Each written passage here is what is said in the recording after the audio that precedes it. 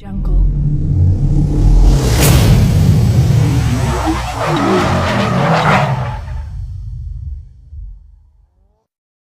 Welcome to RDJ life. இன்றைக்கி நம்ம ESI பிஎஃப்ல இருக்கிற அமௌண்ட் எவ்வளோ இருக்குது, எத்தனை கம்பெனியில் ஒர்க் பண்ணிக்கோங்க, அந்த அமௌண்ட்லாம் நம்ம எடுக்க முடியுமா முடியாதான்றது இன்றைக்கி நம்ம அதை பற்றி வீடியோவில் பார்க்கலாம். வாங்க வீடியோக்குள்ளே போகலாம். This video sponsored by BuyMode e-shopping app. BuyMode app available for Play Store. Download and install. Grocery product online purchase.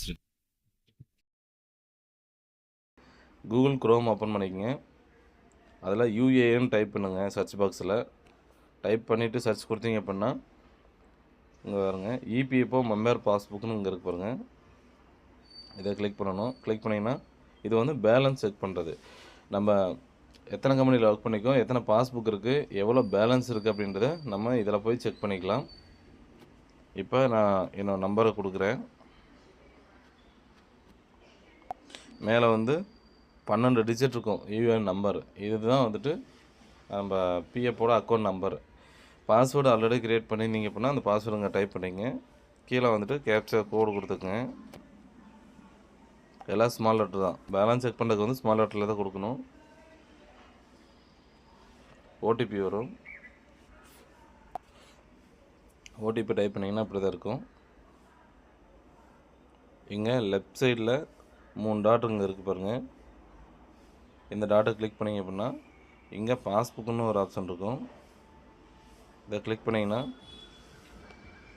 இங்கே பாருங்க, இங்கே இருக்கிறது நம்மக்கிட்ட பிடிச்ச அமௌண்ட்டு. இந்த அமௌண்ட்டும் இதுவும் வந்து கம்பெனி போட்ட அமௌண்ட்டு, சரிங்களா?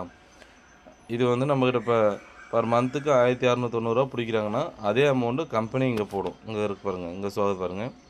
இது வந்து நம்மகிட்ட என்ன அமௌண்ட் பிடிச்சாங்களோ சேம் அதே அமௌண்ட்டு பிரித்து 1% ஒரு பாதி எம்ப்ளாயி ஷேர்லேயும் 2 பாதி பென்ஷனுக்கும் போடுவாங்க. இதை வந்துட்டு நம்ம ஃபுல்லாக இப்போ நம்ம வேலையை விட்டு நின்றுட்டோம் அப்படின்னா இதை ஃபுல் அமௌண்ட்டை எப்படி எடுத்துக்க முடியுமா முடியாதான்னா நம்ம எடுத்துக்க முடியும், ஓகேங்களா? பிஎஃப் அமௌண்ட்டும் எடுத்துக்க முடியும், பென்ஷனும் எடுத்துக்க முடியும். இப்போ ஒரு கம்பெனியில் ஒர்க் பண்ண பாஸ்புக் தாங்க இது. இதே நான் 2-3 கம்பெனியில் ஒர்க் பண்ணியிருக்கேன். அதில் வந்துட்டு பென்ஷன் அமௌண்ட் மட்டும் தான் இருக்குது.